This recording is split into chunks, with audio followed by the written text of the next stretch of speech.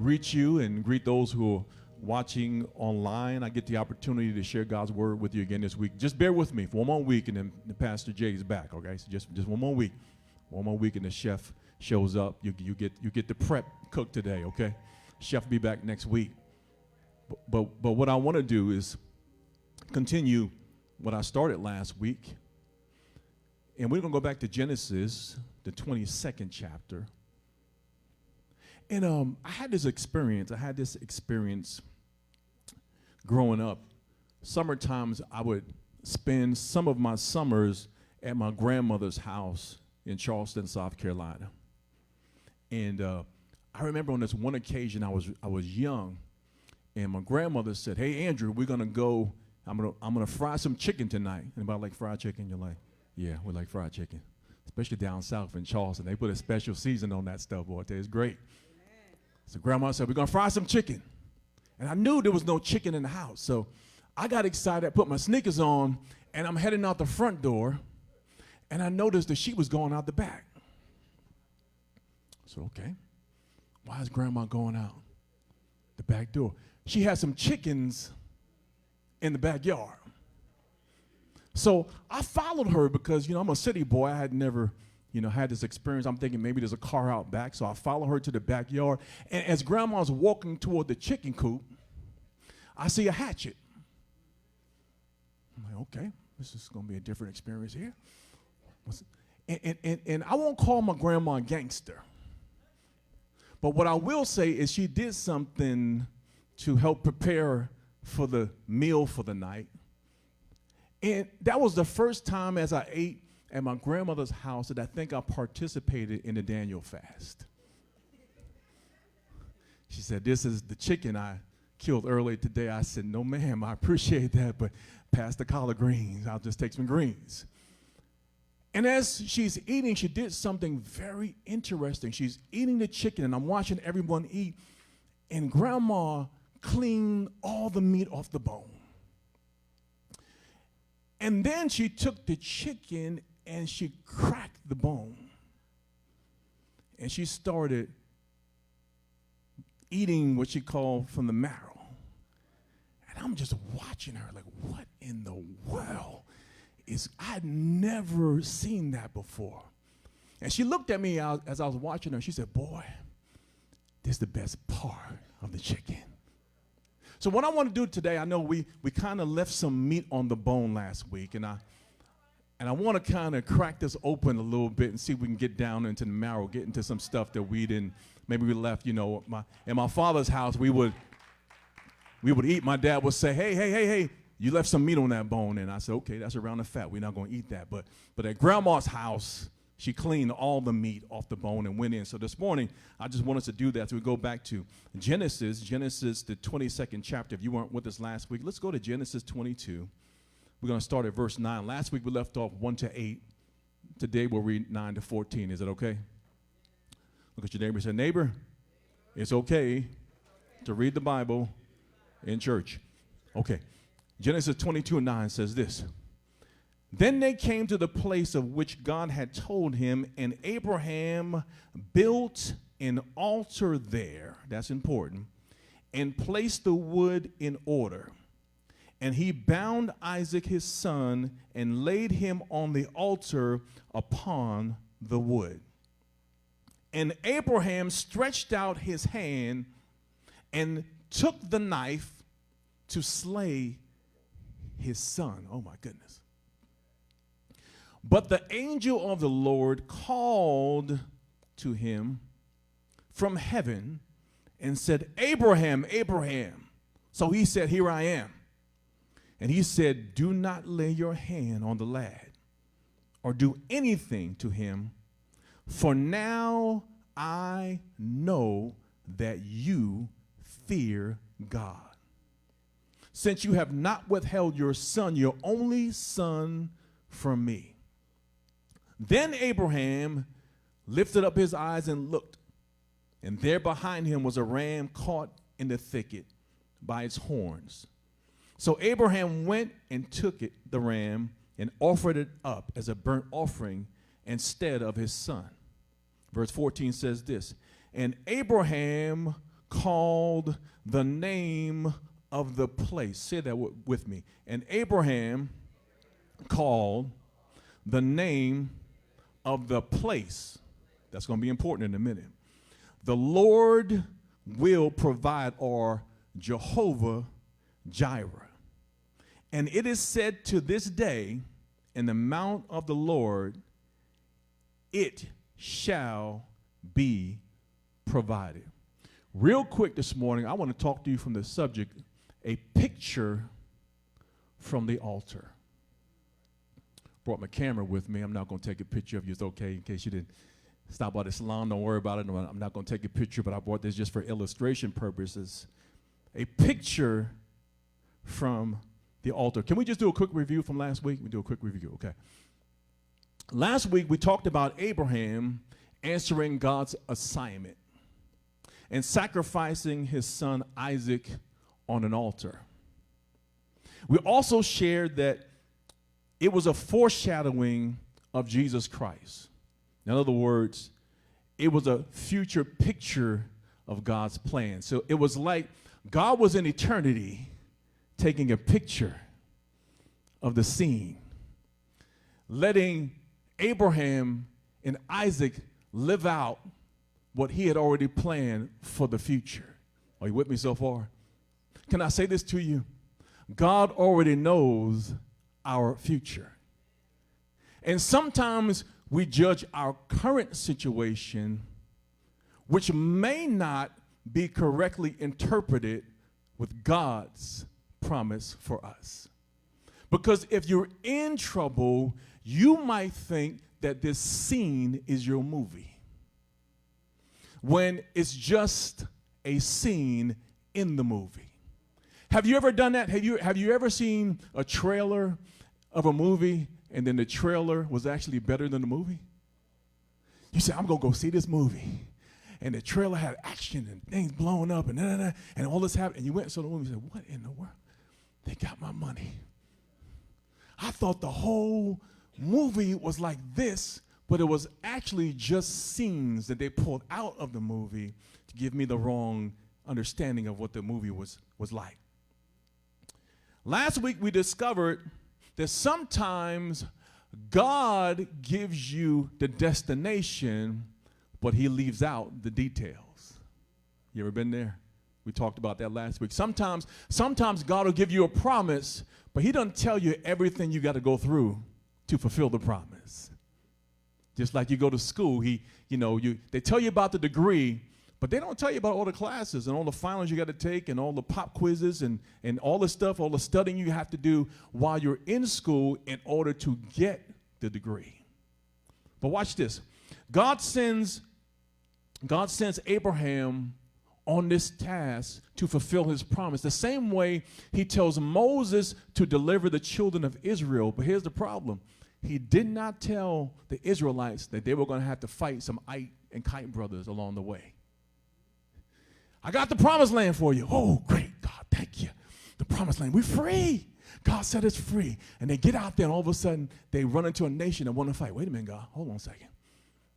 I heard the promise about the promised land. I ain't know nothing about all this. We didn't come out here to fight. We came out here to worship. We came out here to get to the promised land. I didn't know anything about what I'd have to go through in order to get to the promise that God has for me. Come on, tell somebody again, a picture from the altar. Last week we discussed the human dilemma, Abraham's challenge as a husband and as a father and as a leader, how God used this human experience to stretch his spiritual muscle. And sometimes God allows us to go through hardships, not to be a God that's trying to be harsh, but to be a father that's allowing his children to get stronger, stretch their muscle. I found this out. I was listening to this trainer because I'm trying my best, Dr. Hatch, to get back in shape. It's been a challenge at this age, but I'm trying my best to try to get back in shape. But what I found out is that actually you don't grow muscle in the gym. You grow muscle when you leave the gym. What happens in the gym is that you tear muscle. When you get out the gym is when it actually is built. When you eat the right foods, when we sleep, when we get rest, when we're not stressed, that's when the muscle is being built. So sometimes God allow us to tear muscle in the trial, but you don't get stronger until the battle's over. But we can misjudge ourselves because we think we're getting stronger in it. No, we're not getting stronger in it. We're being torn and ripped and stretched and tired and can't make it. God, I can't figure it out. That's what's supposed to happen. Look at somebody and say, when you're in the gym. But you build muscle when you get out of the gym. Here's the thing. We don't know how much we can take until you discover how much you can't take. I learned this. I went to the gym. I was lifting some weights. And I got to this one level, and I thought, I got this. And I realized, oh, no, that's not what I don't got that. No. There is a limit, but you don't know your limit until enough weight is put on there to help you understand where the limits are. And if you try to exceed the limit, then you can injure yourself. The human view, the picture that we took last week was from one view of Abraham's life. A 137-year-old man with a 127-year-old wife and a 30-something-year-old son. Theologians believe that at this point, Isaac was at the same age that Jesus was when he was crucified. So this old man with an old wife is getting ready to crucify their only son. How many people know that's a problem? Because the likelihood that Sarah at 127 is going to agree to have another child is probably slim to none. Any sisters can help me out? You know, I thought about that. Somebody said, would you have another child in your 50s? I said, the devil is a liar. No, I want grandchildren. You know, I'll babysit other people's kids. No, I want no part of that. So I cannot imagine at 137 and 120. Can you imagine how the conversation would have went? Can you imagine him coming home, trying to open up the conversation? I think it would have said Abraham pitched another tent separate from Sarah. No longer in the same house. Can I get any amens here? But the picture we took last week, as we talked about it, was the human view of his life. So last week we looked through the lens at his life through humanity, and today I would like to show you another view, another perspective. A picture from the altar. Watch this real quick. Turn to Genesis 12. Genesis 12. Genesis 12. Because I want to show you that Abraham had a history. Say this with me. Abraham had a history of building altars. Look at this. Genesis 12, verse 7. I'll just read verse 7. It says, then the Lord appeared to Abraham and said, to your descendants I will give this land.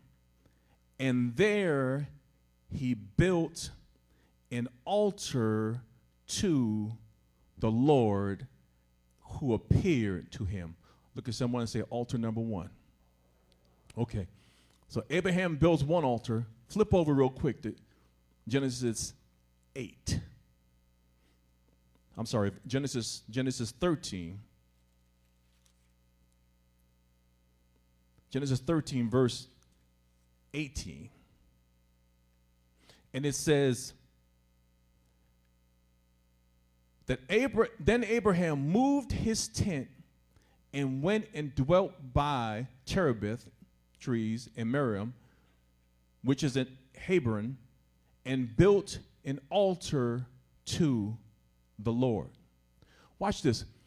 Abraham builds 3 altars before he builds this last one in Genesis 22nd. And I'm sharing this with you because I want to show you that Abraham was in the history. He was always in the motion of building altars to God. And Abraham, in Genesis 12 and 8, he built an altar to God based on his calling. Say his calling.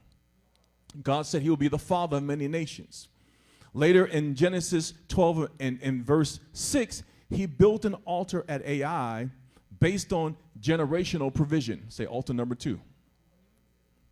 In Genesis, we just read this in Genesis 13, he builds an altar based on provision.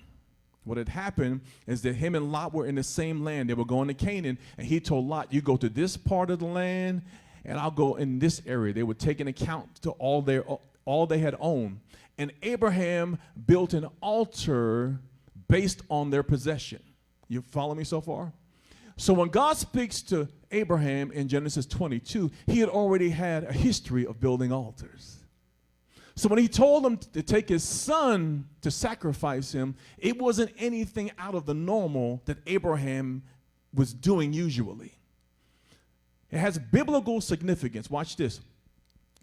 An altar in Scripture represents a person's desire to consecrate him or herself entirely to God. So when God speaks to Abraham about him being the father of many nations, he consecrates himself. He builds an altar of a worship unto him. When he talks to him about dividing up the land with Lot, he builds an altar to God and he consecrates himself. When he talks about him, his destiny and descendants being blessed, Abraham builds an altar and he worships God from the altar he builds. But here's the problem. In altar number 4, now Abraham has to sacrifice something that's important to him, is most important, his only son. God asked him something that could be so devastating to his life that I believe that Abraham maybe questioned what God was doing in his life. Have you ever been there? God asked you for something and you had some questions about it. But the fact that Abraham had practiced building altars, it wasn't something that was out of the normal. Real quick, go back to Genesis 22. I want to show you this in verse 10. Let's read this, 22 verse 10. It says, and Abraham stretched out his hand and took the knife to slay his son. What's so incredible about this verse is that the Lord spoke out and said to him with the lifting of his hand, he said, now I know that you trust me, that you will withhold nothing from me. In worship, we were just singing songs with our hands lifted. Can I talk to you for a moment about that? That when we were worshiping God, the lifting of the hands says, God, I surrender. I'm sacrificing to you, God. God, I'm lifting my hands in worship and praise to you. God, I'm glorifying and lifting up your name. Abraham, in spite of what God was asking him, still took time to build the altar in his life that says, God, regardless of what you ask for, I am all in.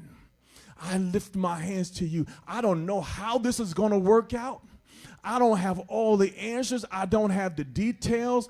All I know is you got a man who's sold out to your purpose and to your plans. So even though there's a knife in my hand, I'm lifting it at your command. Whew. Look at somebody say, build the altar. The picture from the altar is proof that two people can look at the same situation and get a different story. Work with me for a second. Last week we said the picture we took last week with our camera showed us a man who did not get distracted by the details. Verses 1 through 8. Verses 9 to 14, it shows us a picture from the altar. Why is that important? Because sometimes people can look at your life from the wrong angle and get the wrong story. And if you subscribe to the picture that they took, then you can miss out on what God is saying to you about your situation. If you take the prescription that they write and you fill that, you can mess around. What happens if somebody takes someone else's prescription to the pharmacy and fills it? and you start taking that medication was not written for you by the doctor. But you take that prescription, you fill it, and you damage yourself. What am I saying to us this morning? I'm saying that sometimes in life we take other people's prescription who took a snapshot from the wrong place, and we determine that that's what God has for us when that's not at all what he's saying. That if we look from the angle that God has for us, that it's a completely different story, although we're seeing the same thing. Because you can see the same thing, and some people will say the glass is half full. Others will say it's half empty. It all depends on your perspective. So a picture from the altar in one place shows us a man who's old and who's about to lose his marriage and lose his son. But on the other side, we see a man who's a future father of faith. A man who's lifted his hands to trust God. A man who's built 3 altars and 4 with this one. A man who's willing to sacrifice his only son. 2 different pictures, same story. A picture from the altar could suggest that the snapshot we took last week wasn't the complete story. Come on, look at somebody real quick. Say, neighbor, my story ain't finished yet. Come on, tell them, if you record right now, you're getting the wrong movie. Tell them, keep recording, because it gets better as time goes on. Amen. Watch this. The picture from the altar shows us a son that submitted to his father. This blew my mind, Lady J. Because we put the attention on Abraham and his sacrifice. But watch this. Abraham has a son. Now, y'all help me out. Adam, help me out for a second. Could a 127-year-old man tie you up, hands and feet, and place you on an altar if you didn't want to be placed on the altar? He said, I don't think so. His son is 30-something years old. In order for Isaac to get on the altar, Isaac had to agree with what his father said. Now watch this. Abraham loses a son, but Isaac loses his life. But Isaac was so submitted to his father, possibly because his father was submitted to God, that he allowed his father to tie him up at the risk of losing his life, because the worship of his father was so powerful to him that he submitted himself as a son. The same way Jesus comes to earth, the Son of God, and submits himself as our substitute and hangs on a cross of Calvary so that we have a chance at eternity. Guess what? If Jesus did not want to die, he did not have to die. But he gave himself as a sacrifice for you and I. Do you see it? A picture from the altar not only shows this situation, but it shows a future sacrifice that will come, that a son would submit himself at the command of his father so that the world could be redeemed. Come on, look at somebody again and say, neighbor, here's a picture from the altar.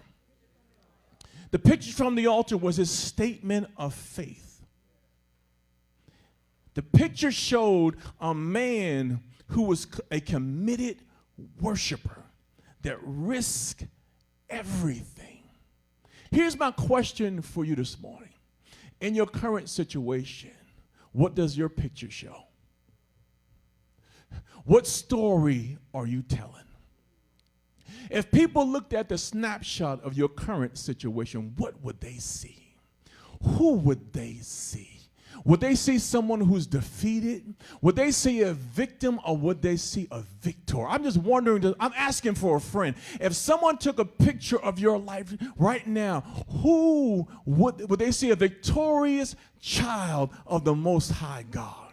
Or would they see someone who's climbing up the rough side of the mountain? When the word never said we had to climb up the rough side of the mountain, it said speak to the mountain. Never told us to climb. There don't need to be a rough side because God has given us power to speak to the mountain. What picture are you showing? The picture of someone victorious or the picture of someone that's still struggling? Look at verse 14. And while you're doing that, look at your neighbor and say, neighbor, he's almost finished. Can you believe it? Verse 14. We're getting into the marrow here. Verse 14. It says, and Abraham called the name of the what? Come on, say it real loud. Abraham called the name of the, one more time. Abraham called the name of the place. That's important. Abraham called the name of the place Jehovah Jireh. Now, I'm not going to try and discount your favorite worship songs. Because I know we're singing it. He's Jehovah Jireh.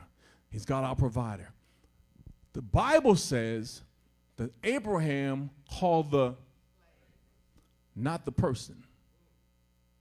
I'm going to say that one more time. Abraham called, help me out, the place Jehovah Jireh. Yes, God is Jehovah, but watch this. Jireh is a landmark. Abraham builds an altar in the place where God provided. Stay with me. In verse 8, he told his son this, and God will provide a sacrifice for himself. In verse 14, we find that he calls the testimony that he gave his son the place. He testified of what God would do, and when God did it, he named the place. He did not name God. Because guess what? Jehovah is not God's name. If you search the scripture, when God introduced himself to Moses, he called himself Yahweh. So Jehovah is not his name. Yahweh is his name. But he calls the place Jireh. He called the place where God will provide. He built an altar in the place where God gave him the miracle. Look at somebody and say, neighbor, Jireh is the altar. Say, it's the landmark. Say, it's the proof of your testimony. Here's what Abraham teaches us, is that whenever someone saw this altar, they remembered his testimony. Whenever someone saw this altar he built and they would ask a question, they could tell the story of what God did. Why is that important? Because in our life, it's important that we build altars. That we build places to landmark what God has done in our life. We build places of worship so when we go through something else, I can go back to the time. I remember in 1994. I built that altar when he healed my body. I remember in 2001 when I was about to lose the house and he came through and God delivered me there. I remember in 2011, I built that altar of worship to him when they were laying everybody off on the job and he spared me. It's when you build the altar in 2015 when the marriage was on the rocks. And God showed us both that he is the rock that we can build our future on. When you build those altars to God, it causes you to go back and remember what God has already done. So when I face something in the future, I can always flash back to Jireh. That he is my provider. The picture that I took years ago, I can pull that up on my camera. So I remember. Oh, I remember that. I remember. Have you ever been on a vacation and you start looking back at, I remember. Oh, yeah, we were on that beach. Oh, it was incredible. Oh, and you start flashing back to those times. When you're stressed out, you want to go back to a relaxed time. You go to the time you had your feet up in the hammock. Oh, Lord. Oh, I remember that. Yeah, it was 85 degrees that day. When you build those altars in your life, it takes you back to those times of rich worship. Those times when I can lift my hand. Listen, I'm under some stress right now, but I can lift my hands because I remember Jireh. I remember what he did before. Oh, I can glorify and lift him up because I remember that he did it before and he'll do it again. Come on, tell somebody real quick, say, Jireh is a place. Jireh is also Abraham's testimony. It is proof that what he told his son was truth. That God will provide, and he did. Jireh represents the fact that he did not have the details, but he had the destination. I didn't know how we was going to get there, but I did know we was going to get there. I couldn't tell you if GPS was going to reroute us. You ever been there in your car and you think you got a straight shot, but you didn't know they were doing construction down the road and it takes you somewhere else and you're going to detour here, and then you thought it was a half-hour ride, but it winds up being 50 minutes because the detours took you around, and they're calling you saying, where are you? I'm on my way. I'm following my GPS. That's the way it is sometimes with God. He gives you a destination, but didn't tell you about all the different routes you have to take. But here's the good news. You will end up where you're supposed to be. Eventually, you will end up where you're supposed to be. Maybe it's not the route you would have taken, but God knows every bump in the road. He knows every route, every street that's being reconstructed. He knows where we need to be at the right time. Can I say this too, because I feel this in my spirit? You are exactly where you're supposed to be. You say, how could you say that? You don't know what I'm going through. You don't know what I'm experiencing. You are exactly where you're supposed to be. Because here's the thing. Although it wasn't in your GPS, the picture from eternity, it wasn't his. You didn't calculate it in your journey, but he calculated it in your journey. I don't know about you, but that blesses my soul. That all the ups and downs and the bumps and the bruises, all the mishaps and mistakes, all the things I missed, or thought I missed, it was perfect opportunity for God to continue me on the same route that I'm on. Because the goal is to reach the destination that he's designed for us. Jireh is the altar that he built to remind us that God will do what he said he would do. We sing that song, he's able. God will do what he said he would do. He will fulfill all of his promises to you. Don't give up on God. Guess what? Because he won't give up on you. Why? Because he's able. Abraham says, I built this altar of worship that says he is able to do exceedingly, abundantly, above all that I can ask or think. Jireh represents the fact that God will go to the end of a thing. He goes to the end of the promise. I'm going to say this again. God gives the destination, and then he goes to the end of it, makes provision for it, and tells us, come get it. Problem is, on this end, we don't see that. But I promise you, on this end, that does exist. But we get frustrated on the journey when God has already designed the solution, the conclusion, the blessing, the breakthrough is already here. But I can spend time frustrated based on this picture. But the picture from the altar says, I already had a ram in the bush. You thought you were going to sacrifice your son, but I already had what I needed for you to complete the task that I gave you. And although you may have been frustrated and fearful and going through different challenges and ups and downs, when you get to the place that I told you to be rested and assured that what I have for you is already there.